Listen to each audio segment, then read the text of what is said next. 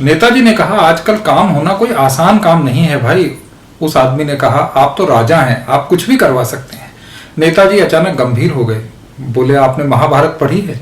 उस आदमी ने कहा, नहीं, मैंने नहीं पढ़ी। नेताजी ने कहा, महाभारत में बताया गया है कि राजा को कैसा होना चाहिए। उस आदमी ने कहा, आप ही फरमा दीजिए कैसा होना चाहिए।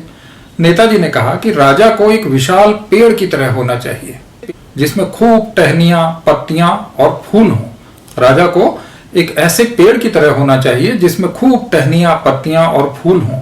उसकी जड़ें भी दूर दूर तक फैली होनी चाहिए, यानी राजा को बहुत सारे लोग जानते हों, लेकिन वे जड़ें दिखाई नहीं देनी चाहिए। जिनकी जड़ें दिखने लगती हैं उनका नाश हो जाता है। इसी तरह राजा ऐसे पेड़ की तरह होना चाहिए जिस पर आश्वासनों के फूल, वायदों की पत्तियां और घोषणाओं की टहनियां लटकती दिखनी चाहिए। दिखने में उसे खूब हरा भरा होना चाहिए, उस पर खूब बेलें लटकती रहनी चाहिए। अमर बेल जैसे पैरासाइट पेड़ पर चारों तरफ लटकते रहने चाहिए। चमचे इस तरह से नजर आने चाहिए जैसे कि उस पर तरह तरह के पक्षी चहचहा रहे हों। बिच्छू, कीड़े मकोड़े और केंचुए ऐसे पेड़ की जड़ों में होने चाहिए, तभी वृक्ष की शोभा है। राजा को ऐसा ही शरणदाता होना चाहिए। उस आदमी ने पूछा, साहब, आपने पेड़, पत्ती, फूल सब बता दिए, लेकिन उस पेड़ में फल भी तो होने चाहिए। नेता ने कहा, अधीर ना हो, बता रहा हूं। राजा को उस पेड़ की तरह होना चाहिए जिसमें पत्तियां, टहनियां और फूल तो खूब हों, पर फल न लगे। आदमी ने कहा, साहब, ऐसा कौन सा पेड़ हो सकता है जिसमें फल न लगे? नेता ने कहा, नहीं, फल तो लगे, पर फल ऐसा लगे कि उस तक कोई पहुंच न सके। यानी राजा को ऐसा होना चाहिए कि हर समय उसे 10-20 वर्दीधारी घेरे रहें। वो सबको आश्वासन तो दे, पर काम किसी का न करे। काम रूपी फल राजा रूपी पेड़ के लगना ही नहीं चाहिए।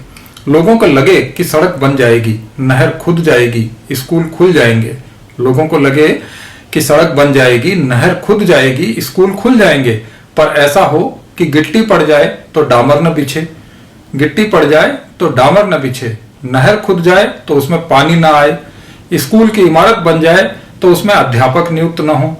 ऐसा कुछ न कुछ वो करे कि काम पूरा न हो। काम पूरा होने लगे तो उसे रोक दे। यानी राजा ऐसा होना चाहिए, सफल राजा, कि काम पूरा होने लगे तो उसे रोक दे। जनता चिल्लाए तो फिर थोड़ा सा काम शुरू कर दे। जैसे सड़क बन जाए तो उद्घाटन न हो, स्कूल बन जाए तो उसमें अध्यापक न लगे, अध्यापक लग जाए तो उन्हें वेतन पूरा न मिले। फल न मिलने देने के तो 1000 तरीके हैं। उस आदमी ने कहा, लेकिन नेताजी, किसी न किसी को तो फल मिलेगा ना? नेता बोला, हाँ, क्यों नहीं मिलेगा। आम आदमी के लिए फल प्राप्त करना बहुत कठिन होना चाहिए, लेकिन जो उस पेड़ पर चढ़ जाए या सीढ़ी लगा ले, उन्हें फल मिलना भी चाहिए। ये सीढ़ी रिश्वत या सिफारिश की होती है, इन लोगों को तो उसका फल मिलेगा ही। राजा को उस बेर के पेड़ की तरह नहीं होना चाहिए जिसको हिलाते ही सारे बेर झड़ जाएं, बल्कि राजा को नारियल की तरह होना चाहिए। नागरिक ने कहा, नारियल की तरह कैसे? तो नेताजी बोले, जैसा नारियल होता है, सोचो, राजा को नारियल की तरह होना चाहिए। नारियल का पेड़, यानी उसमें फल दिखे पर चढ़ना बहुत मुश्किल हो।